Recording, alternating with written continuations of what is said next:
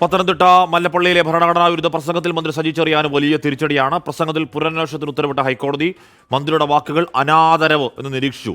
സംഭവത്തിൽ വിശദമായ അന്വേഷണം നടത്താൻ DGPക്ക് കോടതി നിർദ്ദേശം നൽകി. കോടതിയുടെ അന്തിമ വിധിയല്ലെന്നും ഇപ്പോൾ രാജിവെക്കേണ്ടതില്ലെന്നുമാണ് മന്ത്രി സജി ചെറിയാന്റെ നിലപാട്. സ്വാഭാവികമായിട്ടും ഞാനുമായി ബന്ധപ്പെട്ട ഒരു പ്രശ്നം എന്ന നിലയിൽ എൻ്റെ ഭാഗം കൂടി ഒരു നീതിയുടെ ഭാഗമായി കേൾക്കേണ്ടതായിരുന്നു. കേൾക്കാതിരിക്കാനുള്ള അവകാശവും കോടതിക്കുണ്ട്, കേൾക്കേണ്ടതായിരുന്നു. അത്തരത്തിൽ കേൾക്കാത്തിടത്തോളം കാലം ബഹുമാനപ്പെട്ട ഹൈക്കോടതിയുടെ ഉത്തരവ് പരിശോധിച്ച് നിയമപരമായ തുടർ നടപടികൾ എന്താണ് സ്വീകരിക്കുന്നത് അത് ആലോചിക്കും. കേസിന് ആധാരമായ പ്രശ്നങ്ങളിലേക്കല്ല കോടതി പോയി. അന്വേഷണത്തെ സംബന്ധിച്ചാണ് കോടതി പറഞ്ഞത്. ആദ്യം രാജിവെച്ച സജി ചെറിയാനെ പിൻവാതിലൂടെ വീണ്ടും മന്ത്രിയാക്കി നിയമിച്ച മുഖ്യമന്ത്രിക്ക് കൂടിയുള്ള മറുപടിയാണ് ഈ ഹൈക്കോടതിയുടെ വിധി. അതുകൊണ്ട് അടിയന്തിരമായി സജി ചെറിയാൻ മന്ത്രിസ്ഥാനത്ത് നിന്ന് രാജിവെക്കണം. കാരണം ഒരു അന്വേഷണം നടന്നപ്പോൾ നേരത്തെ മന്ത്രിക്ക് അനുകൂലമായ റിപ്പോർട്ട് കൊടുത്തു. ആ റിപ്പോർട്ട് സ്വീകാര്യമല്ല എന്നാണ് ഹൈക്കോടതി പറഞ്ഞത്. അപ്പം മന്ത്രിസ്ഥാനത്ത് ഇരുന്നുകൊണ്ട് ആ അന്വേഷണത്തെ അദ്ദേഹം സ്വാധീനിച്ചിട്ടുണ്ട്.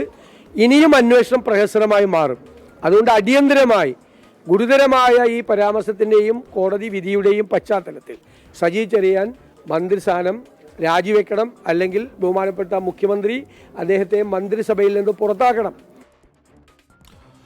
എസ് ശ്രീകാന്ത് കോടതി വിവരങ്ങളുമായി തുടരുന്നുണ്ട്. ശ്രീകാന്ത്, ഇവിടെ ഈ പറയുന്ന മന്ത്രി നടത്തിയ വളരെ വ്യക്തമായ ഈ പറഞ്ഞ ഭരണഘടനാ അധിക്ഷേപ പ്രസംഗത്തിന്റെ മെറിറ്റിലേക്ക് കടക്കുന്നതോടൊപ്പം തന്നെ അന്വേഷണത്തിൽ വന്ന അതിഗുരുതരമായ വീഴ്ചകൾ കൂടി ഹൈക്കോടതി ഉത്തരവിൽ ചൂണ്ടിക്കാണിക്കുകയല്ലേ ശ്രീകാന്ത്?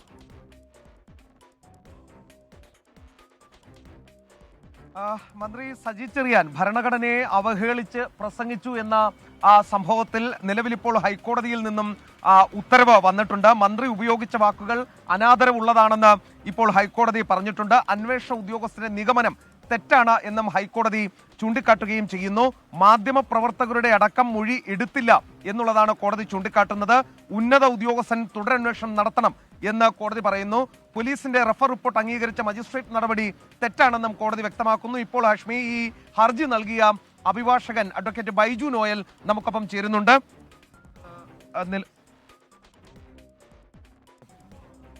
നിലവിലിപ്പോൾ ഹർജി കോടതി പരിഗണിച്ചു. ഏറ്റവും ഒടുവിൽ ഈ വിധി വരികയും ചെയ്തിട്ടുണ്ട്. എന്താണ് ഈ ഘട്ടത്തിൽ പറയാനുള്ളത്?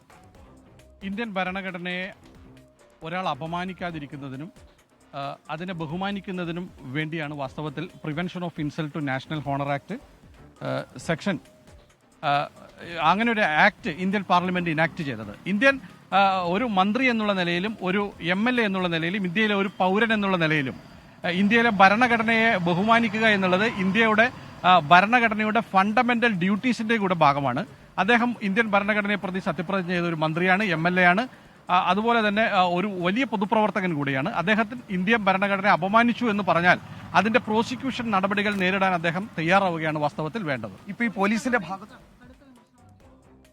ആണ് അതിനകത്ത് കേരളത്തിലെ ഒരു റൂളിംഗ് പാർട്ടിയുടെ നേതാവ് എന്നുള്ള നിലയിലും ഒരു മന്ത്രി എന്നുള്ള നിലയിലും ഒരു MLA എന്നുള്ള നിലയിലും കേരള പോലീസ് ഈ കേസ് അന്വേഷിക്കാൻ കേരള പോലീസിന്റെ മുകളിൽ ഒരു പ്രഷർ ഉണ്ടാവാനുള്ള എല്ലാ സാധ്യതയും ഇതിന്റെ തുടക്കം മുതൽ തന്നെ ഉണ്ടായിരുന്നു. ആ പ്രഷർ ഈ പറയുന്ന ഇൻവെസ്റ്റിഗേറ്റിംഗ് ഓഫീസറുടെ മുമ്പിൽ ഉണ്ടായിരുന്നു. അദ്ദേഹം ഈ കേസിനകത്ത് ഒരു free and fair and scientific investigation നടത്തിയിട്ടില്ല. ഇതിനകത്ത് ക്വസ്റ്റ്യൻഡ് വോയിസ്, അതുപോലെ ഈ പറയുന്ന അക്യൂസ്ഡിന്റെ വോയിസ് സാമ്പിൾ, അതിന്റെ വോയിസ് സ്പെക്ട്രോഗ്രഫി, ഇതൊക്കെ ഇതിനകത്ത് ഈ കേസിനകത്ത് വളരെ റെലവെന്റ് ആയിട്ടുള്ള എവിഡൻസസ് ആയിരുന്നു. അതുപോലെ തന്നെ ഇതിനകത്തുള്ള വിറ്റ്നസസിന്റെ സ്റ്റേറ്റ്മെന്റുകൾ റെക്കോർഡ് ചെയ്തത് കോടതി മുമ്പാകെ ഹാജരാക്കിയിട്ടില്ല. അതുപോലെ തന്നെ സ്റ്റേറ്റ്മെന്റ് റെക്കോർഡ് ചെയ്തു എന്ന് പറയുന്നത് ഈ പറയുന്ന അദ്ദേഹത്തിന്റെ പൊളിറ്റിക്കൽ പാർട്ടിയിൽപ്പെട്ടിട്ട് കേഡേഴ്സിന്റെ സ്റ്റേറ്റ്മെന്റുകളാണ് റെക്കോർഡ് ചെയ്തത്. ഒരു കാരണവശാലും അദ്ദേഹത്തിന്റെ പാർട്ടിയുടെ അനുഭാവികൾ അദ്ദേഹത്തിനെതിരെ സംസാരിക്കില്ല. ആ പ്രോഗ്രാമിൽ ഇന്ത്യൻ ഭരണഘടനയെ പ്രതി സത്യപ്രതിജ്ഞ ചെയ്ത MLA-മാരുണ്ടായിരുന്നു. ആ MLA-മാർ പോലും അദ്ദേഹം ചെയ്തത് ഒരു തെറ്റാണ് എന്ന് പറയാൻ തയ്യാറായിട്ടില്ല. അപ്പൊ അതിനകത്തൊരു കാര്യം, മന്ത്രി രാജിവെക്കില്ല എന്ന് പറഞ്ഞിട്ടുണ്ട്. അദ്ദേഹം മന്ത്രിസ്ഥാനത്ത് തുടർന്നുകൊണ്ട് ഈ അന്വേഷണം നേരിടുന്നത് ഈ പറഞ്ഞ പോലെ ഫ്രീ ആൻഡ് ഫെയർ ഇൻവെസ്റ്റിഗേഷന് സാധ്യമാകുമോ? ആ ഘട്ടത്തിൽ രാജിവെക്കുക എന്നുള്ളത് അദ്ദേഹത്തിന്റെ ധാർമ്മികമായ ബോധത്തിന്റെ കൂടെ അടിസ്ഥാനത്തിലാണ്. അദ്ദേഹം ഇന്ത്യൻ ഭരണഘടനയെ അപമാനിച്ചു എന്നുള്ള ബഹുമാനപ്പെട്ട കേരള ഹൈക്കോടതിയുടെ പ്രൈമ ഫേസിയുള്ള ഫൈൻഡിങ്സിനെതിരാണ് അദ്ദേഹം ഇങ്ങനെ പറഞ്ഞിട്ടുണ്ടെങ്കിൽ ആ സ്റ്റേറ്റ്മെന്റ് എന്ന് മാത്രമല്ല കേരളത്തിലെ ക്രൈംബ്രാഞ്ച് ഈ കേസ് അദ്ദേഹം മന്ത്രിയായിട്ട് ഇരിക്കെ അന്വേഷിച്ചാൽ സ്വാഭാവികമായിട്ടും ആ കേസിനകത്ത് നേരത്തെയുള്ള ഇൻവെസ്റ്റിഗേറ്റിംഗ് ഓഫീസർ നടത്തിയ രീതിയിലുള്ള ഒരു അൺഫെയർ ഇൻവെസ്റ്റിഗേഷൻ മാത്രമേ പോലീസിന് കണ്ടക്ട് ചെയ്യാൻ കഴിയുകയുള്ളൂ. പക്ഷേ നമ്മുടെ ഇൻവെസ്റ്റിഗേറ്റിംഗ് ഏജൻസി വളരെ എഫിഷ്യൻ്റ് ആയിട്ടുള്ള ഉദ്യോഗസ്ഥന്മാരുള്ള ഏജൻസിയാണ്. ഇതുപോലെ നമുക്ക് ഇതിനു മുമ്പ് നമ്മുടെ പല കേസുകളും നല്ല രീതിയിൽ അന്വേഷിച്ച ചരിത്രവും അതുപോലെ ഇതുപോലെ അൺഫെയർ ആയിട്ട് അന്വേഷിച്ച ചരിത്രവും നമ്മുടെ കേരള പോലീസിനും ക്രൈംബ്രാഞ്ചിനും ഒക്കെ ഉണ്ട്. അതുകൊണ്ട് ഈ കേസിനകത്ത് അന്വേഷണത്തിന് വിധേയനായിട്ടുള്ള അക്യൂസ്ഡ് ഒരു ഉന്നതനായ ഒരു മന്ത്രി എന്നുള്ള നിലയിൽ MLA എന്നുള്ള നിലയിലും ഇതിനകത്തുള്ള ഇൻവെസ്റ്റിഗേറ്റിംഗ് ഓഫീസർക്ക് ഈ കേസുകൾ അന്വേഷിക്കുന്നതിൽ ഒരു പരിമിതി ഉണ്ടാവാനുള്ള സാധ്യതകളുണ്ട്. അതുകൊണ്ട് തന്നെ ഇതിനകത്ത് ഫ്രീ ആൻഡ് ഫെയർ ഇൻവെസ്റ്റിഗേഷൻ നടക്കാൻ സാധ്യതയില്ല എന്നുള്ളത് കൊണ്ടാണ് ഞാൻ അതിനകത്ത് CBI പോലെ ഒരു സെൻട്രൽ ഏജൻസിയെ കൊണ്ട് ഈ കേസ് അന്വേഷിപ്പിക്കണം എന്നാവശ്യപ്പെട്ടത്.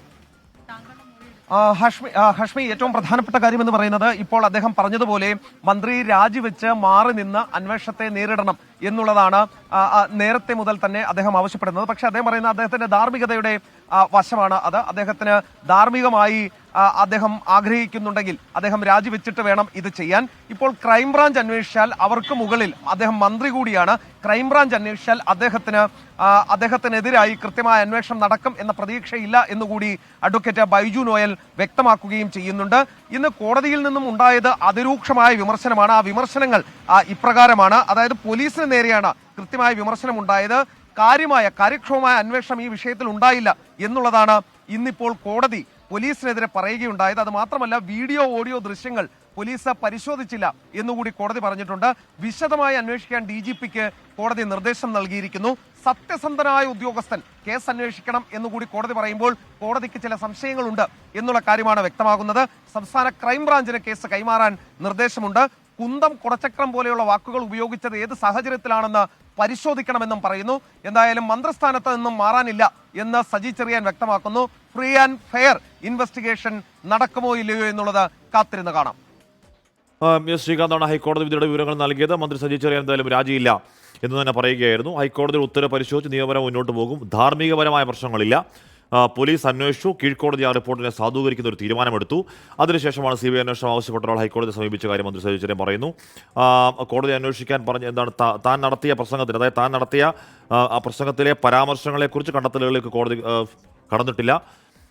മന്ത്രി പറയുന്നു ഒരു കോടതി പറഞ്ഞത് ശരി, അടുത്ത കോടതി പറഞ്ഞു തെറ്റ്, അതിൻ്റെ മുകളിൽ മറ്റു കോടതിയുണ്ട്. അപ്പോൾ നിയമപരമായ കാര്യങ്ങൾ അങ്ങനെ മുന്നോട്ടേക്ക് പോകട്ടെ എന്നുള്ളതാണ് മന്ത്രി സജി ചെറിയാൻ നിലപാട്. രാജിവെക്കില്ല എന്നുള്ളത് തന്നെയാണ് പരോക്ഷമായ ആദ്യ പ്രതികരണമായി മന്ത്രി സജി ചെറിയാൻ പറയുന്നത്.